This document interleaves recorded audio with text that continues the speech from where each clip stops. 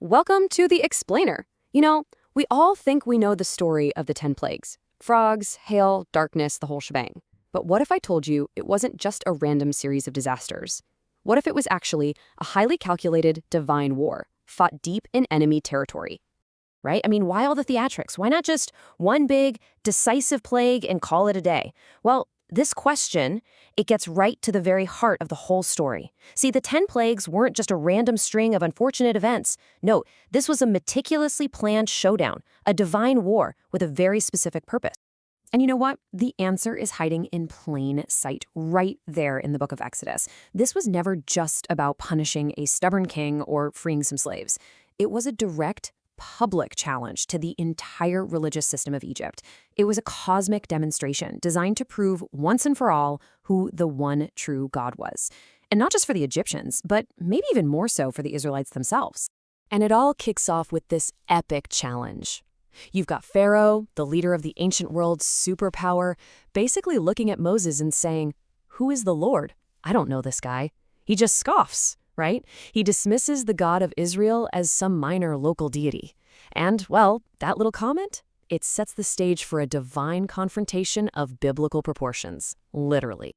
So, before a single drop of water turns to blood, before a single frog appears, God sends a very clear, very symbolic message. It was a shot across the bow, and one that every single Egyptian, from the highest priest down to the lowest commoner, would have immediately understood as a declaration of war against their gods. Okay, so this scene is absolutely fascinating because of the deep cultural meaning packed into it. See, in Egyptian mythology, there's this primordial snake god, Neheb-Kau, who was said to get his power by, you guessed it, swallowing 7 other cobras.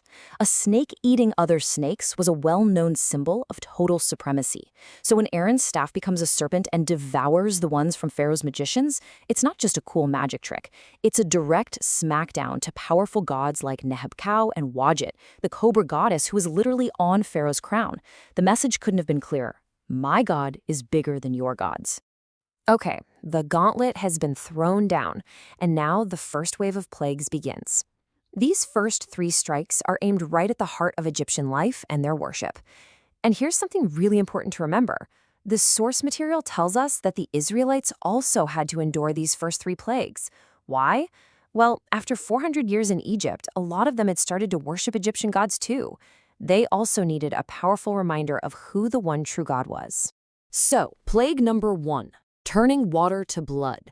This wasn't just a massive inconvenience, you guys. This was a theological catastrophe. The Egyptians believed the Nile River was the actual bloodstream of Osiris, their god of fertility and life itself. So turning this river of life into a river of death for a whole week? That's a total humiliation not just for Osiris, but for a whole lineup of other water deities like Khnum, Hapi, even the fish goddess Hatmihit. It proved they were completely powerless to protect the most vital resource in the entire nation. And then comes plague number 2, frogs. And the irony here is just, wow, it's grim. The frog, and especially the frog-headed goddess Heket, were powerful symbols of childbirth and fertility. Think about that. This plague was a direct poetic rebuttal to Pharaoh's horrific decree to drown the Israelite baby boys in the Nile. Now, the very symbol of life and birth is pouring out of that same river, becoming a disgusting, croaking curse that infests every single corner of their lives. All right, next up, plague number 3, lice from dust. This one attacks Geb, the god of the earth. The very ground they walk on turns against them. But who did this hit the hardest? The Egyptian priests. It was an absolute humiliation. The Greek historian Herodotus tells us these guys were obsessed with ritual purity. They shaved their entire bodies every other day just to avoid lice, and now suddenly they're crawling with them.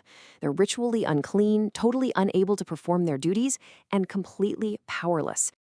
And this is the turning point. Pharaoh's own magicians, the guys who managed to copy the first 2 plagues, are completely stumped. They're covered in lice themselves, and they're forced to go to Pharaoh and admit defeat. They say, "This is the finger of God." They finally recognize a power that is so far beyond their tricks and illusions. They know at this moment that they are totally and utterly beaten. So the Egyptian gods have been mocked, their priests are humiliated, and now the assault escalates. The next wave of plagues goes beyond just theology. This is about crippling the very foundations of the Egyptian empire. We're talking its economy, its society, and the physical health of its people. Okay, plague 4, swarms of flies. Now you might think, flies, big deal. But in Egypt, the fly was actually a symbol of relentless determination. They had a high military honor called the Order of the Golden Fly.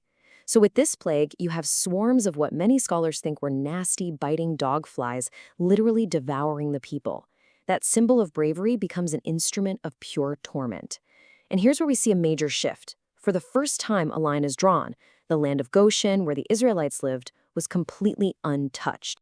Next, the death of livestock. And this was a devastating blow on two fronts, economic and religious. Cattle were sacred animals in Egypt, tied directly to the goddess Hathor, who was sometimes called the mother of the pharaoh. But the real bombshell, the death of the Apis bull. This was a specific living bull believed to be a physical manifestation of the pharaoh's power. When the Apis bull died, the whole nation mourned as if Pharaoh himself had died. It was a massive deal. And again, not a single one of the Israelites' animals was harmed. The sixth plague is just dripping with powerful, bitter, poetic justice. Moses is told to take soot from the brick kilns. Think about that, the very symbol of Israel's back-breaking oppression and suffering, and throw it into the air.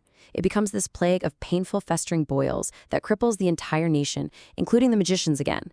It's a direct assault on gods of healing like Sekhmet and Thoth. The very tool of slavery was turned into the instrument of their pain. All right, so the battle has raged on the ground, in the water, and on the bodies of the Egyptians. Now the assault moves from the earth to the sky.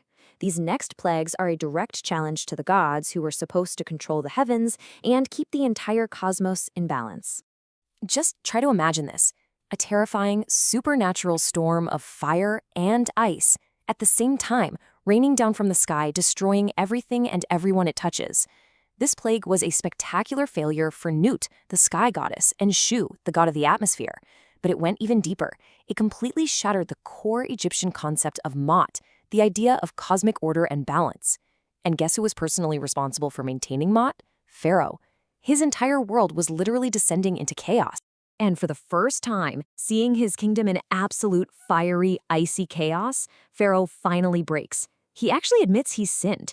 He confesses that the Lord is righteous and that he and his people are wicked.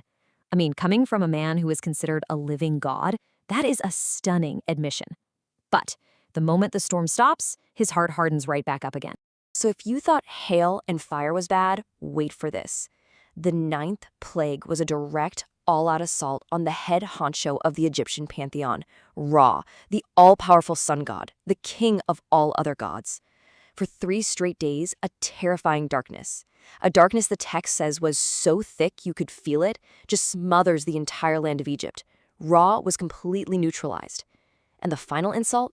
While all of Egypt was plunged into this terrifying, palpable blackness, the Israelites in Goshen had light. You know what's interesting? The first 9 plagues were the buildup. And the number 9 was actually really significant in Egyptian religion. A group of 9 major deities was called an ennead.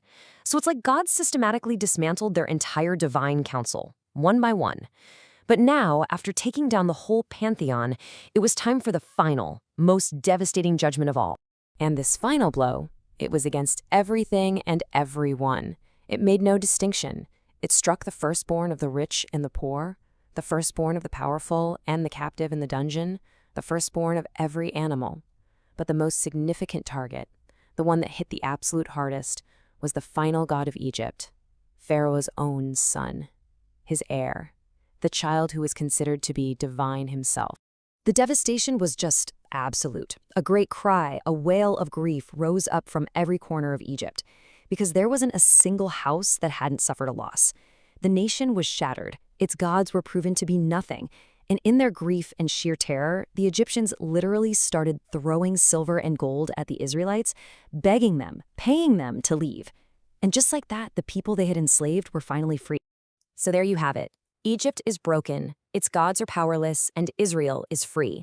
But the story doesn't end there, because the battle wasn't truly over. You see, as the source material makes so powerfully clear, bringing Israel out of Egypt was one thing, but bringing Egypt out of Israel, well, that turned out to be a whole lot harder. I mean, can you believe it? After witnessing all of those incredible, world-shaking miracles, the Israelites almost immediately fall back into their old habits. They build a golden calf, an idol in the image of an Egyptian god they had just seen defeated. And this is where this ancient story highlights a truly timeless human struggle. Because an idol isn't just some golden statue, right? It's anything at all that we put in God's place. And that's where this story really hits home for us today, isn't it? It forces us to stop and look at our own lives and to ask a pretty tough question. In our modern world, we're surrounded by things that demand our attention and our worship. Possessions, status, our careers, even the approval of others. So the question for you and me is, what truly holds the highest place in our hearts? What are the false gods we might be unknowingly serving today?